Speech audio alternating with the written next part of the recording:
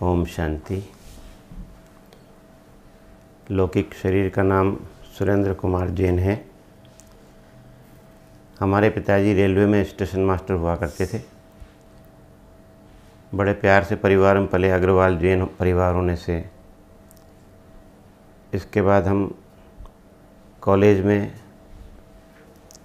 Science graduation किया है, लेकिन कॉलेज लाइफ के बाद कुछ हमारी जीवन शैली परिवर्तन हो गई और उस जीवन शैली में थोड़ा सा हम भटक भी गए थे। लेकिन सन 1975 में जब ब्रह्मा कुमारी संस्था के संपर्क में आए, पहली बार जब हमने एग्जीबिशन देखी, बहनों ने इतने प्यार से हमको सारा ज्ञान सुनाया और जैसे वो बहनें ज्ञान सुना रही थी तो ऐसा लग रहा था सब कुछ अंदर उतर रहा है। मैं शिव का भक्त रहा हूँ पहले। यहाँ हमारा किलेश्वर मंदिर है, उसमें हमने काफ़ी भक्ति की है। गीता भी पढ़ी है, रामायण भी पढ़ी है। रामायण का तो कई बार पाठ किया है, उसका अध्यापन भी किया है। लेकिन बस एक परंपरा का निर्वाह था सिर्फ, कभी उसकी गहराई को समझा नहीं था। लेकिन जैसे ही शिव बाबा का परिचय मिला, सृष्टि चक्र का ज्ञान मिला, तो उन बहनों ने इतने प्यार से जब हमको सब कुछ समझाया, तो बहनों के सामने हमने अपनी पूरी लाइफ हिस्ट्री रख दी कि भाई हम इस प्रकार से अपना जीवन यापन कर रहे हैं। बहनों ने बहुत सम्मान दिया, बहुत प्यार दिया। बस सद्गुरुवार का दिन था, बाबा को भोग लगना था। उसी दिन सारी प्रतिज्ञा एक साथ कर ली कि आज के बाद हम आजीवन ब्रह्मचर्य व्रत का पालन करेंगे, अमृत वेले बाबा से योग जरूर करेंगे, अपनी कमाई का पहला पैसा हम बाबा की भंडारी में डालेंगे और भगवान के महावाक्य अर्थात मुरली किसी भी कीमत पे हम रोज़ सुनेंगे। इस प्रतिज्ञा का निर्वाह करने के लिए हमने मुरली पढ़े बिना भोजन नहीं करेंगे, ये भी प्रतिज्ञा कर ली हमने। और आज लगभग 40 साल हुआ है, हमारी मुरली कभी मिस नहीं हुई।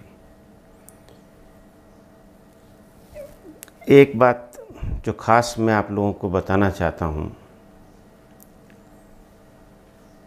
1993 में 1993 में शरीर में कुछ कॉम्प्लिकेशन शुरू हुए। 5-6 महीने तक हम वैरायटी इलाज कराते रहे यहाँ लोकल डॉक्टर से, लेकिन कुछ समझ में नहीं आया।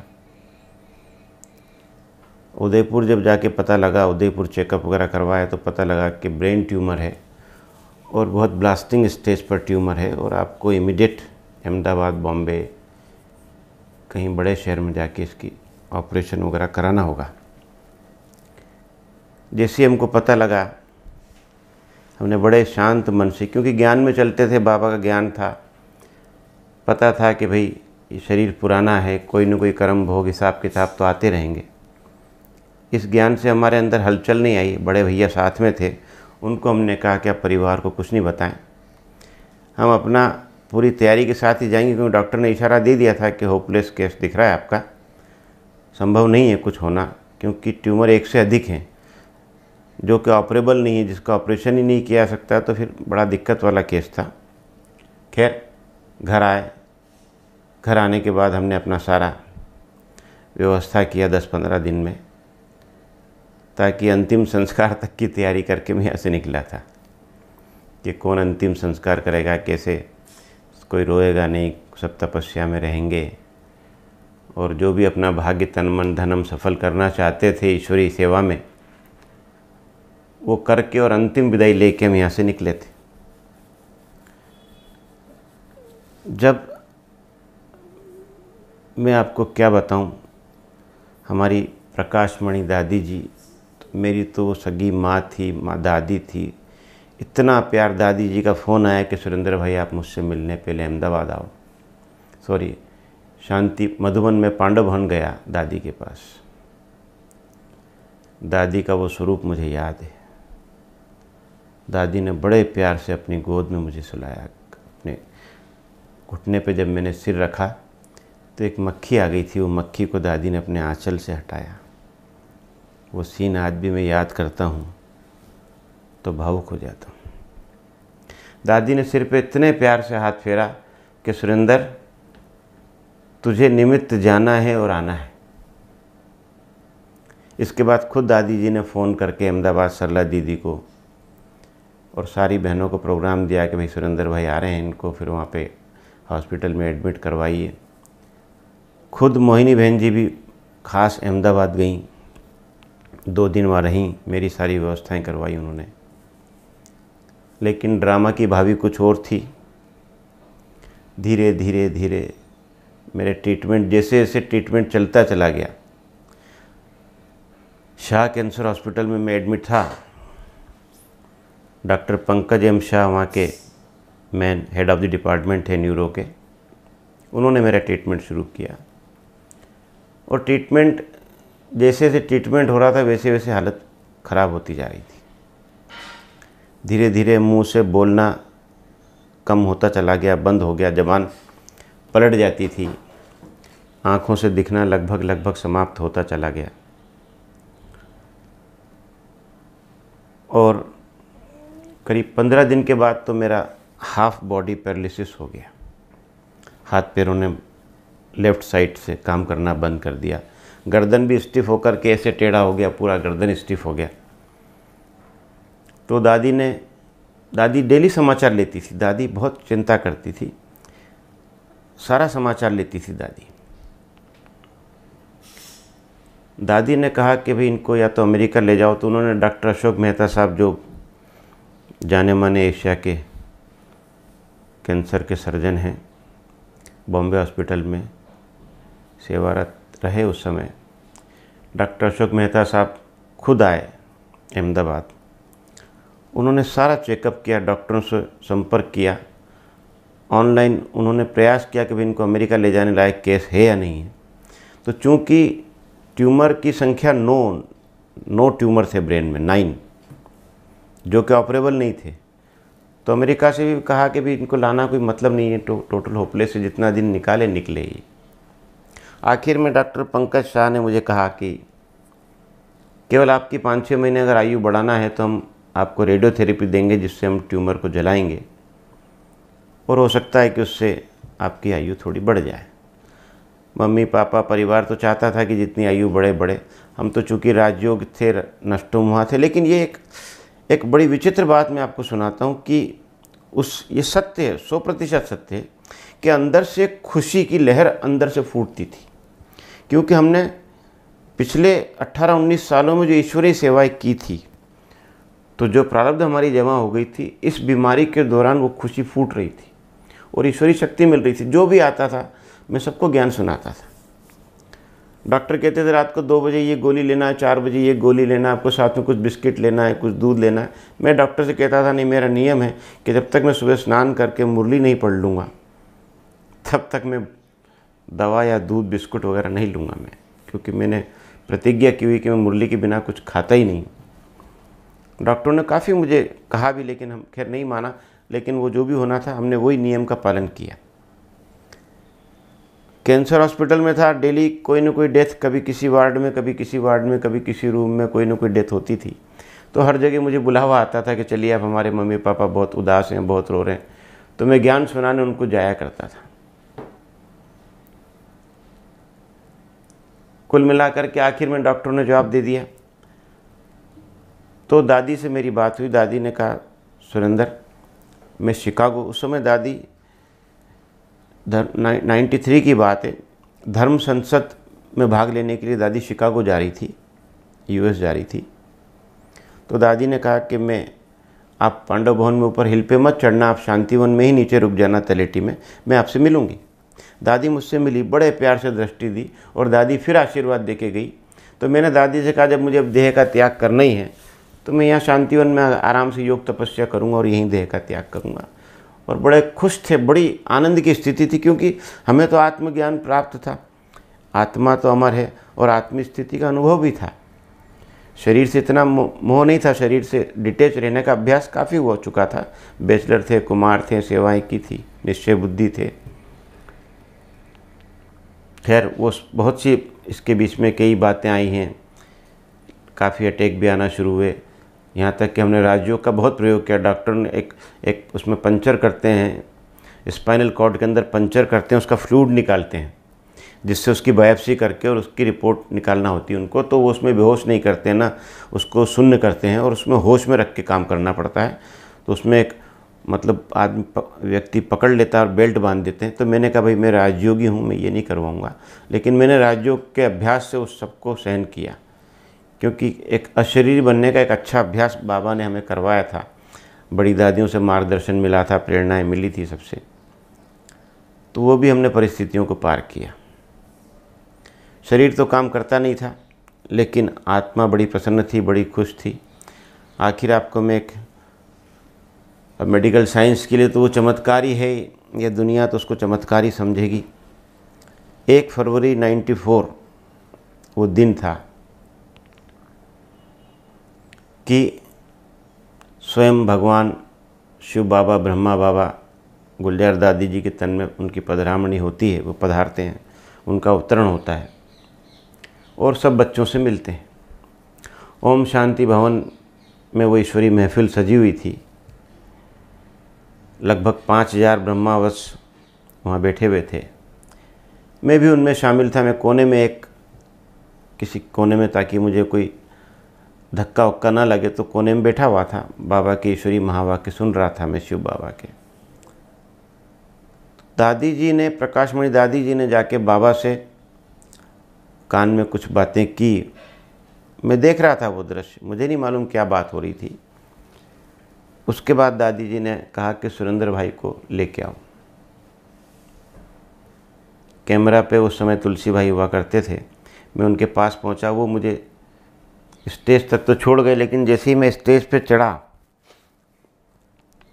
सामने बाप दादा बैठे हुए थे, मुस्कुरा रहे थे और उनकी दृष्टि में जादू था। और जैसे ही मेरी बाबा से दृष्टि मिली, मैं लड़खड़ा करके जैसे कोई नीचे बैठ सा गया, खड़ा नहीं रह पाया मैं स्टेज पर। और उसके बाद मुझे लगभग 10 मिनट तक जो मुझे सुनाया गया, हमारी सविता दीदी भी सामने बैठे थे, नीमच के भाई बहन भी सामने बैठे थे जो मेरे साथ रहते थे सेवा पर। वो बताते हैं कि आप 10 मिनट तक कोई होश नहीं था। हाँ, मुझे इतना ज़रूर याद है कि एक चारों तरफ एक प्रकाश हो गया था, पूरा लाइट ही लाइट। मैंने ज्ञानी जीवन में अपना कभी कोई साक्षात्कार नहीं किया, ना कोई मुझे साक्षात्कार हुआ। ज्ञान के आधार पे हम ज्ञान में टिके रहे, लेकिन वो एक साक्षात्कार समझो या कोई ईश्वरी चमत्कार समझो, या क्योंकि शिव बाबा को बैद्यनाथ भी कहा है। जब शिव बाबा बैद्यनाथ हैं तो ज़रूर किसी की चिकित्सा तो करते ही हैं, चिकित्सा करते हैं, अपने बच्चों की रक्षा भी करते हैं। बस वही एक दृश्य था कि बाबा की वो लाइट मुझ पर पड़ रही थी और जैसे कुछ पिघल रहा था और मैं छोटा सा बच्चा बन गया। बस इतना ही मुझे ख्याल है। इसके बाद सविता दीदी बताते हैं कि दादी जी को बाबा ने एक फूल दिया और वो फूल दादी जी ने मेरे मस्तक पर टच किया और आवाज़ लगाई, सुरेंद्र सुरेंद्र। दादी जी मुझे बड़े प्यार से, बहुत ही प्यार से सुरेंद्र सुरेंद्र के पुकारती थी। और उस आवाज़ से मेरी तंद्रा जैसे भंग हुई और मैं चौंक गया, क्योंकि सामने स्वयंभू भगवान शिव बाबा, बाप दादा विराजमान है और मैं नीचे बैठ गया। तो मैं चौंक करके खड़ा हो गया, अचानक खड़ा हो गया, जबकि मैं खड़ा नहीं हो सकता था। और मेरी गर्दन सीधी हो गई और सारे हाल में ताली बजने लगी। तो मैं भौचक्का कि ये क्या हो रहा है। सारे हाल में ताली बजने लगी और मैं बस वो खड़ा हो करके और इधर उधर देखने लगा। गर्दन जो कि हिलती नहीं थी वो सीधी हो गई और उसके बाद धीरे धीरे धीरे धीरे मैं ठीक होने लगा। और अभी आपके सामने बिल्कुल फिट फाट हूँ, बिल्कुल ठीक ठाक चल रहा हूँ। हाँ, पिछले वर्ष जुलाई 2013 में फिर कुछ हमारी लापरवाहियाँ कहें, कुछ पिछले कर्मों का भोग कहें, लगभग 20 साल के बाद वो ट्यूमर का प्रकोप दोबारा हुआ और इतना ज़बरदस्त हुआ, मल्टीप्लाई होकर के हुआ। तो दादी जी को तो मैं मिस करता ही हूँ, लेकिन हमारी आदरणीय रतन मोहनी दादी जी, जो हमारी जॉइंट चीफ भी हैं यज्ञ की आश्रम पूरे ब्रह्मा कुमारी की, और हमारी अपनी जोन हेड भी हैं, उनसे हमारा बहुत लविंग रिलेशनशिप है। मुझे बच्चा समझ के बहुत प्यार करती हैं वो, बहुत उनका मुझ पर अनुग्रह है, बड़ी कृपा है उनकी। जब उनको समाचार मिला तो उन्होंने डॉक्टर बनारसी भाई से कहा कि भाई सुरेंद्र भाई को अहमदाबाद भर्ती करवाओ। मुझे अहमदाबाद स्टर्लिंग हॉस्पिटल में ले जाया गया। सामवेद हॉस्पिटल में मेरा ब्रेन का 3D MRI वगैरह किया तो डॉक्टर सुधीर शाह हैं अभी भी वहाँ स्टर्लिंग हॉस्पिटल में, जो वहाँ के न्यूरो डिपार्टमेंट के हेड, और बहुत बहुत सज्जन और बहुत ज्ञानवान डॉक्टर हैं और बहुत अच्छे डॉक्टर हैं। वो जब मुझसे मिले, उन्होंने जब मेरा रिपोर्ट देखा तो वो भौंचक्का रह गए। उनका कहना था आपका राइट साइड में एकदम ब्लास्टिंग स्टेज पे ट्यूमर है और लेफ्ट साइड में अंगूर के गुच्छे के माफिक ट्यूमर है। ये कुछ समझ में नहीं आ रहा ये क्या है। इसके बावजूद आप हंसते हैं, बोलते हैं, चल रहे हैं, फिर बड़े आराम से आप बात करते हैं और पेशेंट जैसे लगते भी नहीं हैं। ये क्या है? उन्होंने सारा कुछ टेस्ट वगैरह लिखवाना शुरू किया। मैंने डॉक्टर साहब से रिक्वेस्ट किया, डॉक्टर साहब मैं पहले इस सारी प्रक्रिया से लगभग महीना 1.5 महीना गुजरा हूँ शाह कैंसर हॉस्पिटल में ही। डॉक्टर पंकज शाह ने जो आप टेस्ट कर रहे हैं, मुझे सारे इस प्रोसेस से गुजरा हूँ और मुझे इसका ट्रीटमेंट आता है। मैं अपने आप को, इस शरीर को ठीक करना जानता हूँ, क्योंकि मुझे हमारे चीफ स्पोक्समैन भ्राता जगदीश चंद्र जी हसीजा, जो बहुत ही आदरणीय थे, जिन्होंने अपनी साहित्य रचना से भगवान को प्रत्यक्ष किया, सारे ज्ञान को प्रत्यक्ष किया, उन्होंने मुझे कम से कम 7 दिन तक रोज़ 1 घंटा दिया। शांतिवन में 93 की बात है जब मैं वहाँ था, और उन्होंने मुझे योग सिखाया था कि आप रोज़ 2 से 2:30 बजे सुबह अमृत वेले ब्रह्म मुहूर्त में उठें। उस समय चूँकि मैं बायोलॉजी का स्टूडेंट रहा हूँ तो ब्रेन का स्ट्रक्चर और फिजिक्स का नॉलेज थोड़ा अंदर है मुझे, तो ब्रेन को इमर्ज करके और भगवान से लाइट लेकर के उस लाइट को ब्रेन पे डालना और उसको स्पर्श देना, ये संकल्पों को पूरा चार्ज करके शक्तिशाली एकाग्र होकर के ब्रेन को स्पर्श देना, और वो लाइट जैसे शिव बाबा का लाइट उसके ऊपर पड़ रहा है और ब्रेन का ट्यूमर प्लेन होता जा रहा है, मस्तिष्क नॉर्मल होता जा रहा है। ये प्रयोग आप करें। मैंने वो प्रयोग तभी से शुरू करके रखा था। बीच में कुछ लापरवाह हो गया था, कुछ सेवाओं की अति व्यस्तताएँ, कुछ हमारी लापरवाही कहें, उसकी वजह से ये फिर से ये पेपर आया। लेकिन जुलाई में मैं जैसे तैसे, हालांकि डॉक्टर मुझे छुट्टी देने के मूड में नहीं थे कि छुट्टी तो नहीं दे सकते आपको ऐसी स्थिति में, लेकिन अगर आप नहीं मानते हैं तो ठीक है आप जाइए। तो मैं वापस नीमच लौटा और मैंने नेचुरोपैथी और मेडिटेशन और बहुत सी बातों का मैं समावेश करता हूँ उसके अंदर। सुबह अमृत वेले से 2:30 बजे से योग करना, गेहूं के ज्वारे का रस लेना, अंकुरित चीज़ों का सेवन करना, तो अनाज का, शक्कर, घी, तेल, नमक, मिर्ची, इनका त्याग करना, और भी बहुत सी बातें जिनका हमने सेवन करके, और फिर खास तो देखिए ये कोई मेरे हाथ में तो नहीं है, और ये तो क्या कहें, ये भगवान की कृपा है, शिव बाबा की मेहर है कि उसने जब तक सेवा लेनी है हमसे, इस शरीर से जितना उसने सेवा लेनी है वो लेता है, और फिर से खड़ा कर दिया। 1 महीने में मैं फिर से खड़ा हो गया।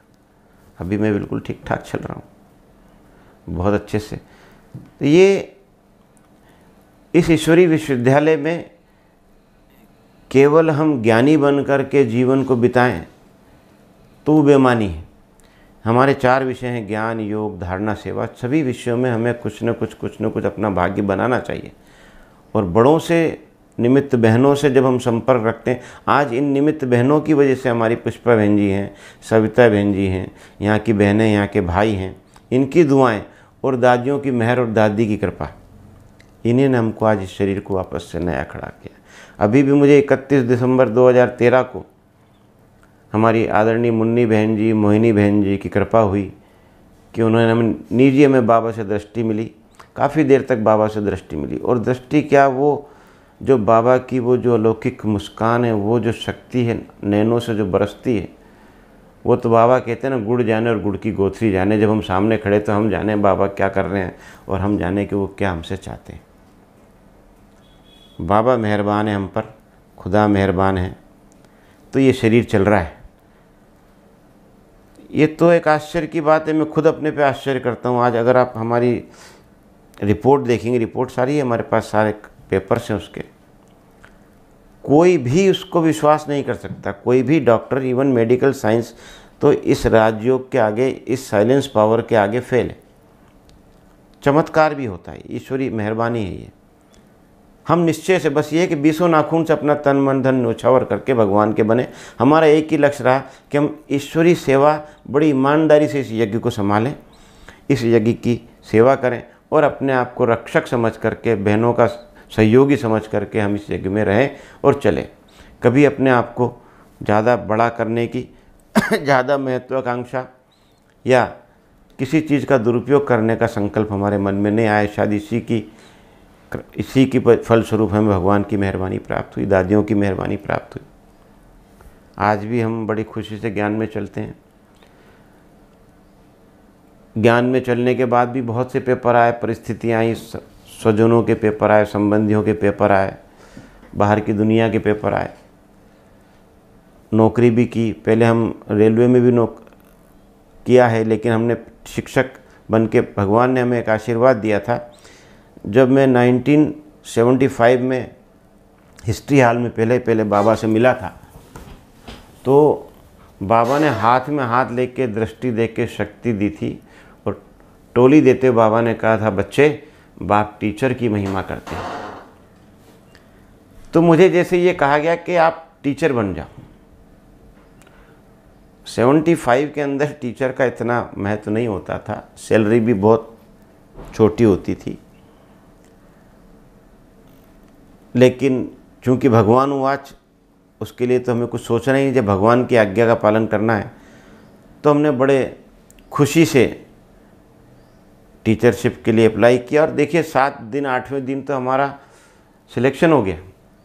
जब माउंट आबू मधुबन से नीमच लौटे तो 8वें दिन तो हमारा सिलेक्शन हो गया। हमने ट्रेनिंग किया, बेसिक ट्रेनिंग भी किया, टीचर ट्रेनिंग भी किया। इसके बाद 30 साल हमने टीचरशिप किया। और टिचरशिप में हमने निरंतर राजयोग, मेडिटेशन, ध्यान, मौन का अभ्यास बच्चों से करवाया। और उसका परिणाम ये रहा कि जिस जिस विद्यालय में हमने सेवाएं दी, वहाँ के बच्चों में और वहाँ के टीचर्स में इतना अनुशासन देखने में आया गया कि बच्चे और कभी कोई वहाँ क्राइसिस होते ही नहीं थे। रिजल्ट भी बहुत अच्छा आता था। जबकि गवर्नमेंट स्कूल में हमारे पास जो पौध आती है बच्चों की, वो इतनी ब्रिलियंट पौध नहीं आती। जब किसी दूसरे स्कूल में नहीं एडमिशन मिलता तो फिर वो सरकारी स्कूल में आते हैं। लेकिन ये राजयोग मेडिटेशन का जो प्रयोग हमने स्कूलों में भी किया तो उसके बहुत अच्छे परिणाम देखने मिले। फिर दादी जी की कृपा हुई। दादी जी ने कहा अब आपको सेवाएं बहुत बढ़ गई, सुरेंद्र भाई नौकरी से रिटायरमेंट लो। प्रकाशमणि दादी के हर डायरेक्शन पे हम चलते थे। प्रकाशमणि दादी जी हमारी हर बात को सुनती थी, समझती थी और उसी अनुसार हमको श्रीमत देती थी और उनकी आज्ञा को हम श्रीमत समझ के ही पालन करते थे। एक श्रीमत भगवान की और एक श्रीमत हमारी दादियों की, उनको हम उसी अनुसार के भगवान की आज्ञा समझ के ही पालन करते थे। ऐसे तो मेरे को दादियों के साथ इतने, प्रकाशमणि दादी जी खास करके, दीदी के साथ भी हमने पालना ली है। हमें कम से कम 9 साल तक हम मनमोहिनी दीदी जी की पालना ली है। मनमोहिनी दीदी जी के तो आँखों में जैसे भगवान ने एक ऐसी उनको दृष्टि दी थी कि जैसे एक एक्सरे लगा हो आँखों के अंदर। जब दीदी से हम दृष्टि लेते थे, टोली लेते थे, तो दीदी हमारे अंदर का सारा निकाल लेती थी, सब निकाल लेती थी। दीदी कहती थी अच्छा ऐसा भी है आपके अंदर, ऐसा भी है, ऐसा स्वभाव है आपका, ऐसा संस्कार है। अभी बड़े प्यार से फिर दीदी हाथ में हाथ लेके बड़े प्यार से और टोली भी खिलाती थी और शिक्षा देती थी। वो भी पालना में मिली है। उन सबको तो आज याद करते हैं हम। नीमच के अंदर दादी चंद्रमणि जी भी आई हैं, मनोहर दादी जी भी आई हैं। 2 बार मनोहर दादी जी भी आए, उनकी पालना मिली है। नीमच को बड़ा आशीर्वाद मिला है। स्वयं जानकी दादी जी आए हैं, रतनमणि दादी भी 2 बार आए हैं। नीमच का भी एक भाग्य रहा है और हमें ये सौभाग्य रहा है कि नीमच में दादियों का आगमन के साथ साथ हमारे सारे भाई बहन और हमारी दीदियाँ बहुत अनुशासन में यहाँ के भाई बहन चलते हैं। बहुत अनुशासन से हमारी बहनें सेवा करती हैं। सारे यज्ञ के नियम कायदों में चल करके हम लोग सेवा करते हैं। इसका भी लाभ प्रत्यक्ष अप्रत्यक्ष दोनों रूप से मिलता है। यहाँ के सेवाओं की विशेष तरीके के बारे में कुछ बताइए। सेवाओं का तौर तरीका तो क्या है कि हम जैसे बाबा जो मुरली में कहते हैं, क्योंकि मुरली पे हमारा फोकस पूरा रहता है। मुरली हम लोग आज भी, हम 40 साल से, मेरी हर वर्ष की आपको डायरी मिलेगी, मुरली में नोट करते हैं डेली।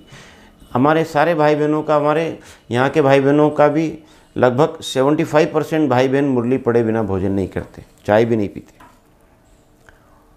उससे हमें बड़ी शक्ति मिलती है। और जो डायरेक्शन भगवान देते हैं कि ईश्वरीय सेवा में आपको किसी से कुछ मांगना नहीं है, बड़ी रॉयल्टी से सेवा करनी है, अपने तन मन धन से सेवा करनी है, निस्वार्थ भाव से सेवा करनी है।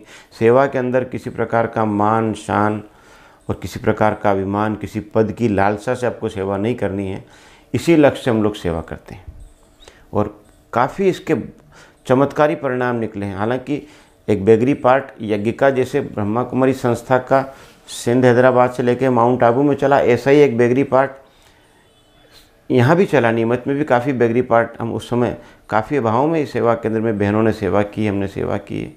कुछ भी साधन नहीं थे, आज तो सब कुछ है, काफ़ी हज़ारों लोग जुड़े हुए हैं। नीमच में काफ़ी नाम वाला है ब्रह्मा कुमारी के, सभी लोग सहयोगी हैं, अब तो वो बात नहीं है।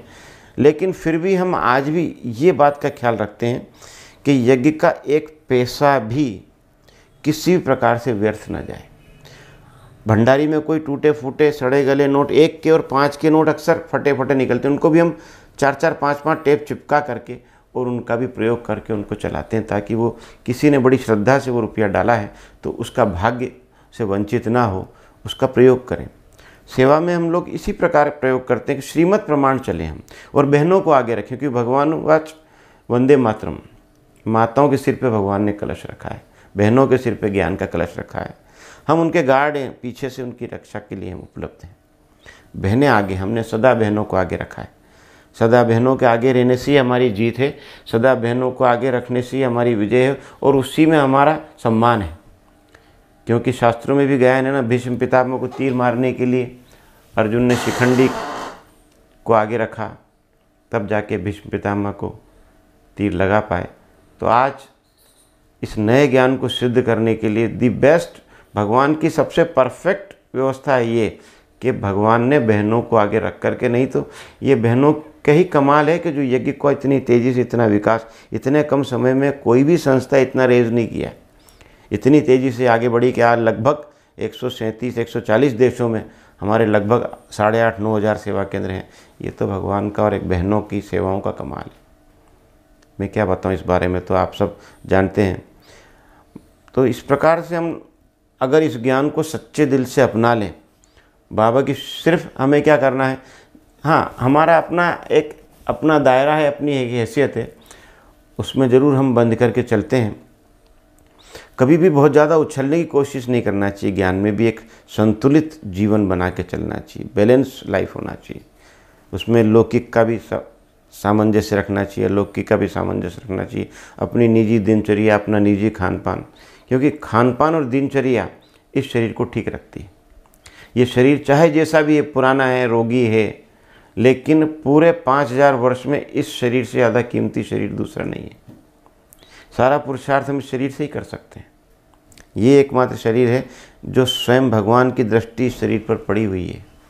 स्वयं भगवान की आज्ञाओं का पालन, स्वयं भगवान के अनुसार पुरुषार्थ हम इस शरीर से ही कर सकते हैं।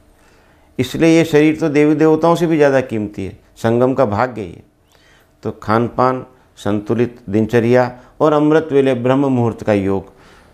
अभी कई बार तो हमें, क्योंकि नींद की थोड़ा मुझे ज़्यादा आवश्यकता होती है ब्रेन को रेस्ट देने के लिए, क्योंकि ब्रेन में कोई भी ट्यूमर कभी एक्टिव हो जाता है, तो लेकिन अमृत वेले ब्रह्म मुहूर्त 2:30 बजे का जो हमारा योग 93 से चला, भ्राता जी जगदीश जी ने जो हमको सिखाया था, आज भी हम उनको याद करते हैं। वो योग आज तक मिस नहीं हुआ और इसका परिणाम है आज भी हम, कभी कॉम्प्लिकेशन आता है बॉडी में, वाइब्रेशन आता है, ब्रेन स्ट्रोक आता है, कांपने लगता है शरीर, होठ धूधने लगते हैं, फड़कने लगता है बॉडी, तो अशरीर बन के हम लेट जाते हैं, बाबा के सामने मस्तक रख देते हैं, बाबा की लाइट पड़ती है और महसूस होता है कि बाबा जैसे हमारे लिए ही है संगम पर, और बाबा हमको प्यार कर रहे हैं, बाबा दृष्टि दे रहे हैं। साथ में ब्रह्मा बाबा की गोद और ब्रह्मा बाबा का मस्तक पर हाथ महसूस करते हैं, तो बस सब कुछ ठीक हो जाता है।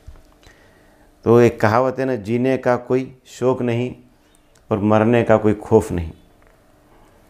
एक शेर भी याद आता है मुझे कि मौत से क्यों इतनी दहशत और जान क्यों इतनी अजीज़। मौत से क्यों इतनी दहशत और जान क्यों इतनी अजीज़। मौत आने के लिए है और जान जाने के लिए है। इसलिए भगवान ने जो आत्मज्ञान दिया, जो बाबा का ज्ञान मिला, उससे सारे भय, सारी चिंता, सारे खौफ ख़त्म है। बहुत आनंद से जीवन जीते हैं। समाज के लिए कुछ प्रेरणादायक बोल।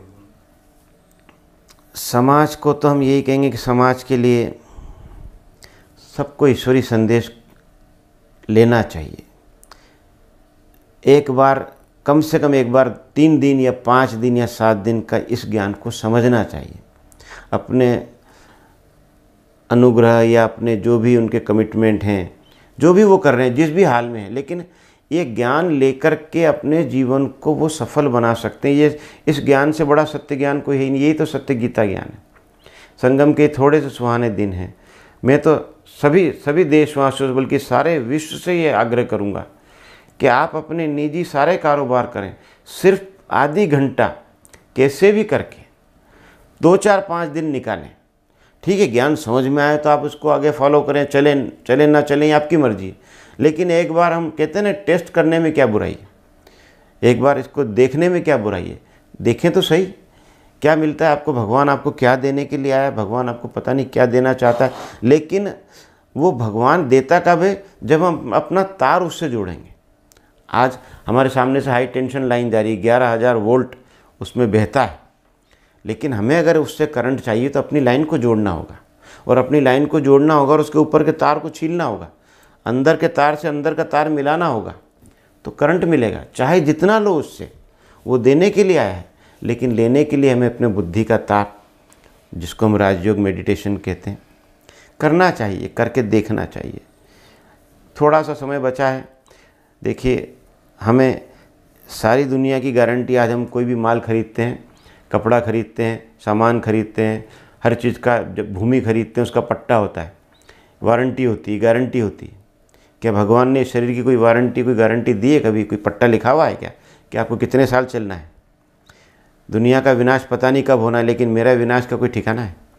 ऐसे में मैं अगर भगवान को पहचान लूँ, उसके साथ संबंध जोड़ लूँ, एक सर्वशक्तिवान के साथ यदि मेरा संबंध जुड़ जाए और उसकी मेहर मुझ पे हो जाए, तो इससे बड़ा भाग्य और क्या हो सकता है। तो सभी समाज से, विश्व से, सभी से मेरा आग्रह है कि देखिए क्या क्या नहीं करता शिव बाबा, करण कराओ नारे, सब कुछ कर सकता है। आप उसको देखो तो सही, जुड़ो तो सही उससे, आओ तो सही। एक बार ब्रह्मा कुमारी संस्था के किसी भी माध्यम से, किसी भी प्रकार से अपना लिंक स्थापित तो करके देखो। यही मैं कहना चाहता हूँ।